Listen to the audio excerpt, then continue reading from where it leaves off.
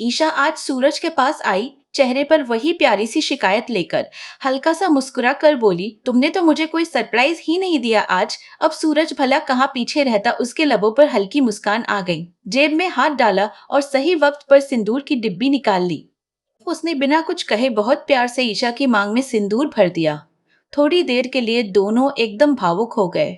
सूरज की आवाज में वाकई गहराई थी। बोला, अब हमारे रिश्ते के बीच जो भी आएगा, मैं उसे माफ नहीं करूंगा। तुम्हारी खुशी और हमारा रिश्ता मेरे लिए सबसे जरूरी है। ये बात सुनकर ईशा की आंखें भर आई। बिना कुछ सोचे वो झट सूरज के गले लग गई, जैसे दोनों इंसानों ने एक दूजे को लाजमी सा महसूस किया। इतनी जद्दोजहद और फासले सहने के बाद आज आखिर ये दिन भी देखना था।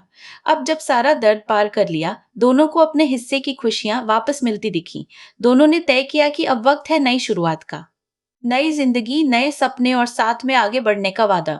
इस बार सूरज और ईशा ने सोचा, चलो अपना कुछ करते हैं। न कोई ऑफिस, न किसी की नौकरी, खुद का काम, मेहनत के दम पर। प्लान बना, गांव में पानी पूरी का ठेला लगाएंगे। शुरू शुरू में तो सिर्फ सोचते ही बहुत एक्साइटमेंट थी, लेकिन सबसे ज्यादा जोश में ईशा थी। छोटे छोटे सपनों की चमक उसकी आंखों में साफ दिखती थी। बोली, अब दोनों मिलकर अपने सपनों को पूरा करते हैं सूरज।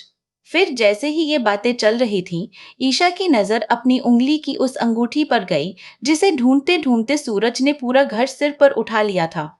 ईशा ने शरारती मुस्कान के साथ सूरज की तरफ अंगूठी लहराई और बोली, मेरे भोले पति, ये अंगूठी मुझे कल ही मिल गई थी। बस देखना चाहती थी मेरे लिए कितने बेचैन होते हो। पत्नी हूँ तुम्हारी, और पति को थोड़ा सताना तो भगवान ने मुझे भी हक में दिया है। उसकी नटखट बात सुनकर सूरज कहीं झिझक जाता है, कहीं चैन भी पाता। उससे समझ आता है कि इस क्यूट पत्नी ने कितना तगड़ा फंसा दिया है।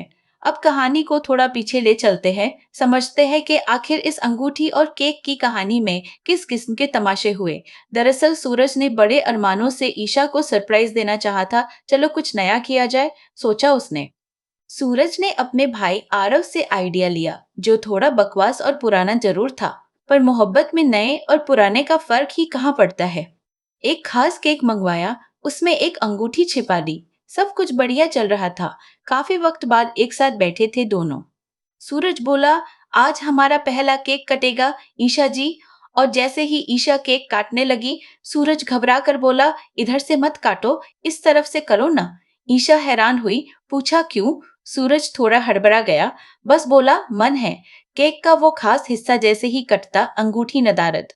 सूरज मन ही मन परेशान, शायद दूसरी तरफ होगी, इसलिए एक बार फिर बोल पड़ा, अब उस साइड से काटो। ईशा उसकी बेचैनी देख हंसी रोक नहीं पाई। तभी माहौल में ड्रामा और बढ़ता है। मिश्रा जी का कॉल आ जाता है, बताते हैं कि मंत्री जी को अपनी मौत की झूठी खबर और उससे जुड़ी साजिश पर अब ही मिलना है। ईशा ने थोड़ी समझदारी दिखाई, सूरज को ऑफिस भेज दिया। बोल गई, वापस आओ तो केक खाएंगे। सूरज गया और इधर घर में बच्चों और परिवार वालों की एंट्री हो गई। छोटी मेघा तो केक देखकर बेकाबू हो गई, मुझे केक चाहिए अभी। ईशा बोली, शेयरिंग इज केयरिंग, और केक आधा गुलाब हवेली भिजवा दिया, आधा घर वालों में बांट दिया। सब में चाची, बुआ, मौसी जो भी मिला अपनी उंगलियां चाटते खाते रहे। इसी बीच रसोई में पूरन भाई का सीन अलग मजेदार था। अकेले चूल्हे के सामने पसीने पसीने, ऊपर से चाचा जी और पापा जी वहीं पास आराम से बैठ गए। पूरन भुनभुनाया, आप लोग टेबल की चेयरें तोड़ तोड़ के थक गए, और मैं यहाँ अकेला झुलस रहा हूँ। बोला, मोनिका जी की कमी नहीं खल रही, मैं ही बड़बड़ करके काम चला लेता हूँ। सच कहूँ तो इस पूरे झमेले के बीच सूरज और ईशा की जिंदगी में असली रंग लौट आए थे।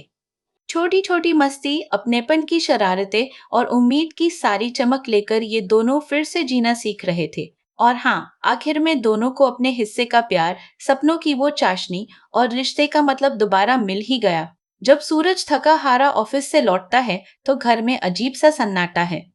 किचन की ओर जाते हुए उसकी नजर टेबल पर गिरती है। केक के टुकड़े खत्म हो चुके हैं, बस थैली में थोड़ी सी मलाई चिपकी दिखती है। उसे अचानक याद आता है वो अंगूठी जो उसने कितनी प्लानिंग से केक में छुपाई थी। अब बेचैनी में वो केक के बचे खुचे टुकड़े इधर उधर बिखेरने लगता है, जैसे कोई छोटा बच्चा अपना छुपा हुआ खिलौना ढूंढता है। पापा जी की सख्त आवाज आती है, बेटा अगर खाना ही है तो आराम से खा। ये तो पूरी थाली का कबाड़ा कर डाला। बाकी सबको लगता है अब तो काम हो गया। सूरज का प्रपोजल पक्का कामयाब रहा और शायद ईशा खुशी खुशी कहीं भाग गई हो, लेकिन सूरज का चेहरा लटक जाता है। वो बोलता है, अरे कहाँ जी, प्रपोज कर ही नहीं पाया। फोन बज गया और पूरा मूड ही खराब हो गया। ये केक में रिंग छुपाने का आइडिया भी बिल्कुल बेकार था।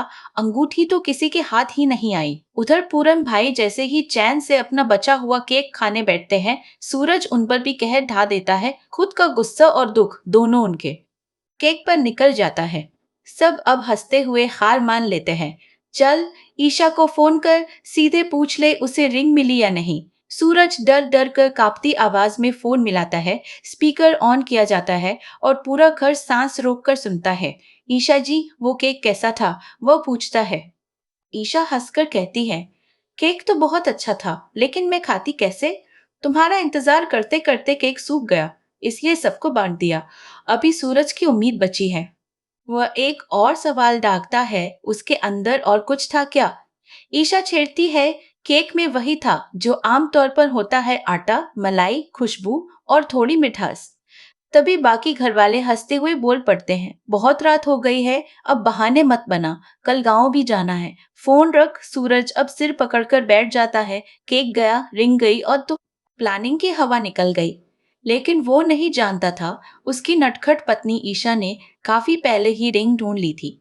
वो बस सूरज को हल्का सा परेशान करना चाहती थी, छोटा सा मजाक जिसकी मिठास उनके रिश्ते में हमेशा रहती है। ये जानकर सूरज मुस्कुराने लगता है। उसे एहसास होता है कि उसकी ईशा सच में पूरे घर से हटकर एकदम अलग, एकदम उसकी अपनी है।